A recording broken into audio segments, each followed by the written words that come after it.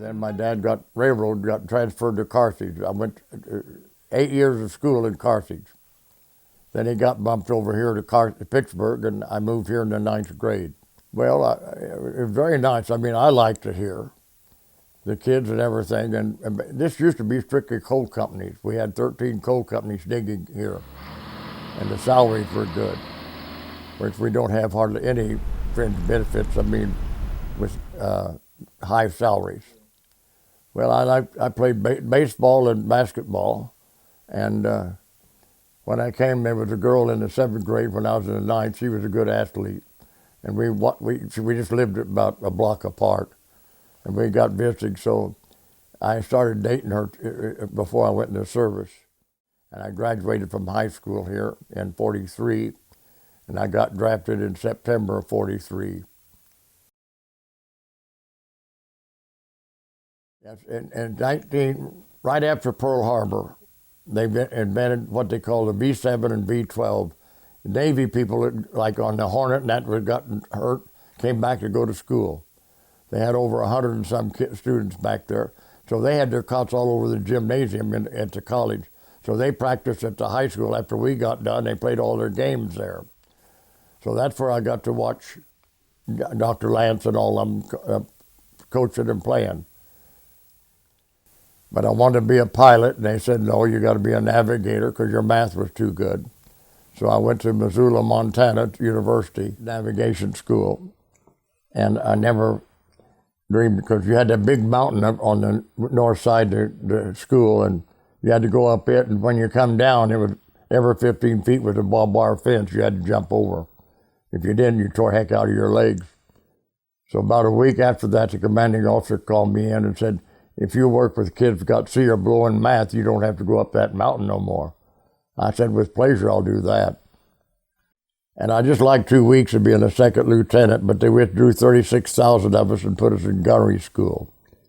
So then I had to go to Las Vegas for gunnery and then down to El Paso. So there were 6 of us, 18, and my pilot was 21. He was the oldest.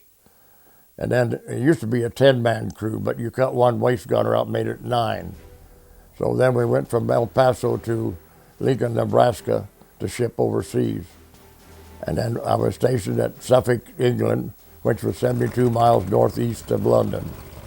There were 8 airfields within a 45 or 50-mile radius, and each one put up 25 planes a day for missions. So you had 4 different groups of 45, 45, and 45, carrying 200-pound bombs. Well, you knew you were in trouble, I mean, when you got close to the enemy lines, and because you ran into flak quite often. And then we was there when the D-Day too, and you saw all that.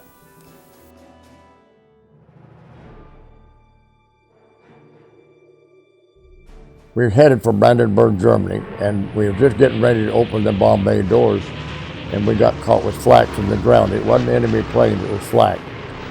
And I said I didn't know exactly what had happened up in front, but my co-pilot called me and said, we're in trouble. Said, you got to drop that ball turret in a hurry, because that's 1,800 pounds. We lost both engines on the left side.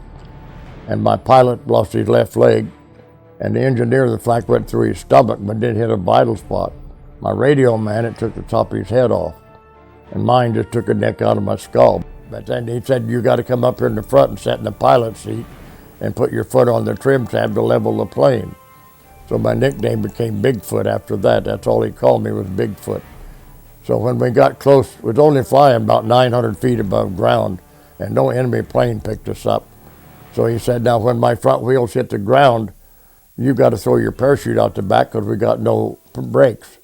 So I had to go back and hook my harness up the rear axle, and I was stupid because when I threw it out, I stuck my head out to make sure it opened.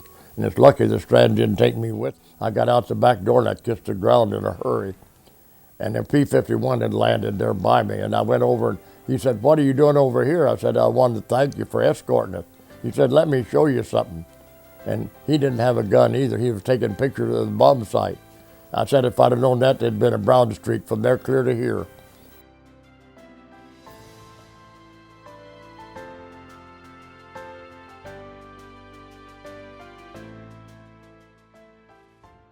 So when I came back, I started right back in, right where I was at.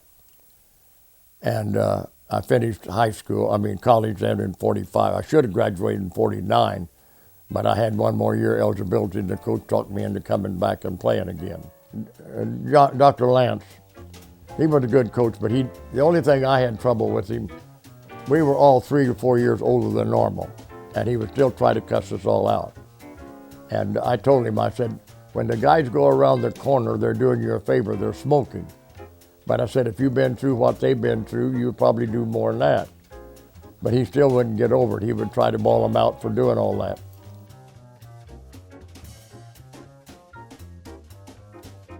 I played in 110 games, and that stood for 52 years. But see, we only played 16 to 18 games a month, per year, the first 2 or 3 months, years of school. Then they finally got bigger and bigger while you played more games.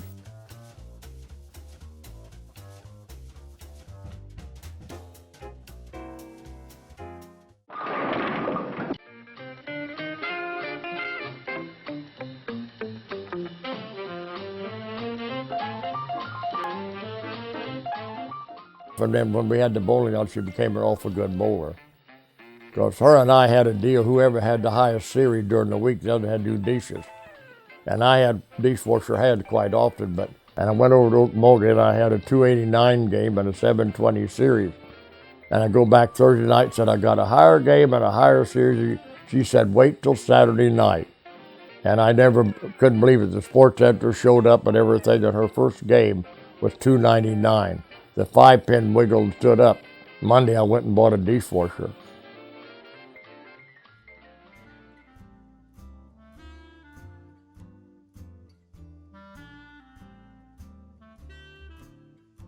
Even in Joplin, we had a senior center.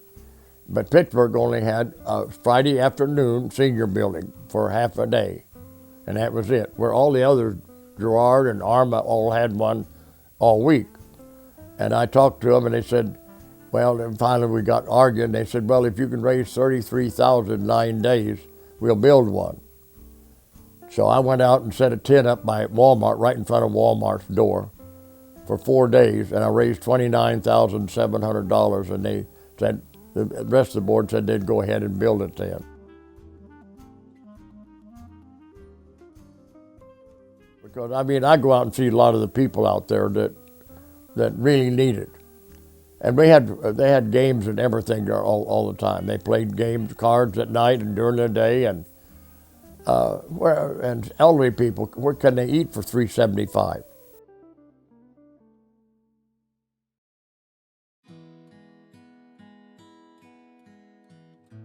Well, my wife, she came down with ovary cancer, and She had never been sick in her life. When she was playing golf 18 to 27 holes 3 times a week, and then she started just playing 9 and coming home and telling me she had to lay down. So we went to the hospital and did an MRI. That's when they found the cancer. And that chemo knocked her for a loop. We had to give her 22 pints of blood. And the doctor said, "You know what that blood does?" She said, "Nope." He said, "That's the only thing keeping you alive." She said, "I want to quit blood. I don't want no more." So she didn't last too long after that.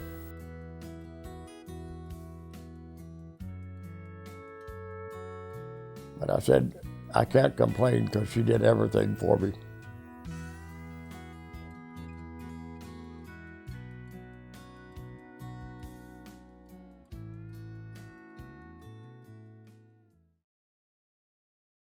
Well, I spent all sports, basketball, football, baseball.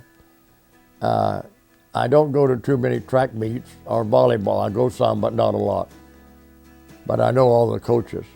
Well, I just like to see what a kid does, and if they get out of college, I want to see what kind of job they landed.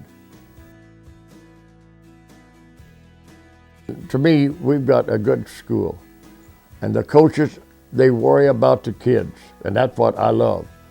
And when I go out there, they explain it to me. This guy's going to do this, that guy does that, or the girls. And